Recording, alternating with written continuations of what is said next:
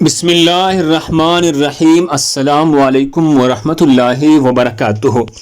ناظرین گرامی، دنیا اور آخرت کی فائدے اکٹھا کریں۔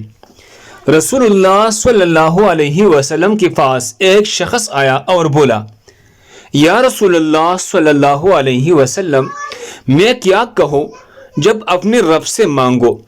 آپ صلی اللہ علیہ وسلم نے ارشاد فرمایا، یہ الفاظ کہہ دو، اللہم اغفر لی ورحمنی، اے اللہ مجھے معاف کر دے، مجھ پر رحم فرما، وعافینی ورزقنی، مجھے عافیت دے اور مجھے رزق دے۔